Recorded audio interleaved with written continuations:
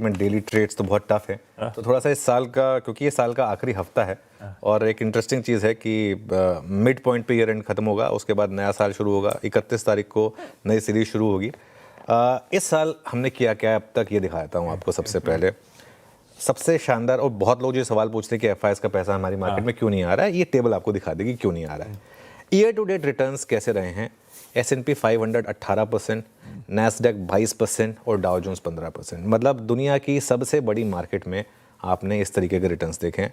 खासतौर से नैस्डैक, जो आज की डेट में शायद वर्ल्ड का सबसे बड़ा लीडिंग इंडिकेटर है, वहाँ पर 22% के रिटर्न्स है।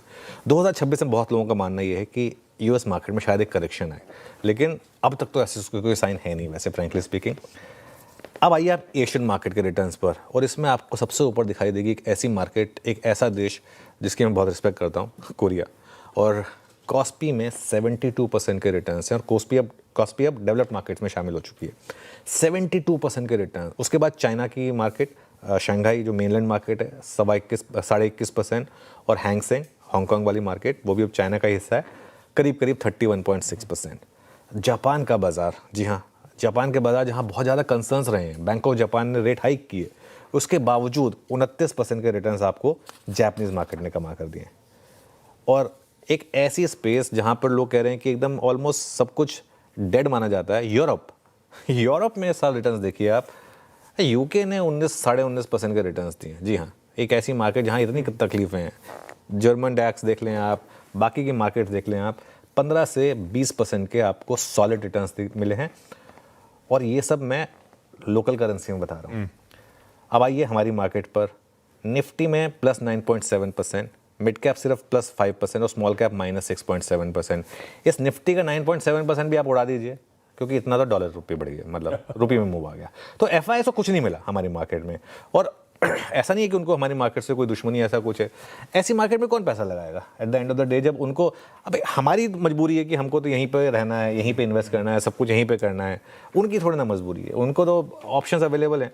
और यही कारण है कि अगर आप पिछले 6 महीने की एफआईआई के ट्रेंड देखेंगे, 6 महीने से ताबड़तोड़ सेलिंग है। जुलाई से सेलिंग शुरू हुई 48,000 करोड़, अगस्त में 47,000 करोड़, सितंबर में 35,000 करोड़, अक्टूबर में बस एक लगा था कि शायद थोड़ा बाय आ जाएगा, लेकिन फिर भी छोटा सा सेलिंग था 2,300 करोड़ का, लगा कि सेलिंग खत्म हो गई है। वहाँ पर बहुत लोगों को लगा था, मुझे भी लगा था ऑनेस्टली स्पीकिंग।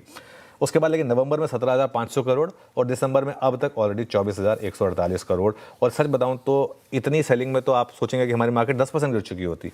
हमारी मार्केट इसके बावजूद नहीं गिरी है, क्योंकि एफआईएस की पूरी सेलिंग को जो है ना, वो हमने काउंटर किया है डोमेस्टिक बाइंग से, DIIs, mutual funds, direct retail play, EPFO, जो मर्जी कह लें आप। और घरेलू निवेशकों का एक भरोसा बना रहा, और मैं ऑनेस्टली चाहूँगा कि बस ये भरोसा कहीं टूटे ना, और उनको रिटर्न्स मिले शायद होपफुली 2026 में। लेकिन होप ही रहेगी अभी तक तो। हाँ, सही में होप ही है, टलता जा रहा है मामला। ये है रीजन क्यों साल 2025 में भारतीय बाजार अंडर परफॉर्म कर रहे थे, क्योंकि चल के नहीं दिए, कमाई नहीं हुई, तो फिर विदेशी संस्थागत निवेशक जहां पे कमाई हो रही थी उन मार्केट्स पे फोकस कर रहे थे। और अब तक ऐसे कोई क्लियर कट इंडिकेशंस नहीं कि वो दिग्गज निवेशक दिल से वापस लौट रहे होंगे। देखते हैं, बातचीत होती रहेगी सब चीज़ों पे।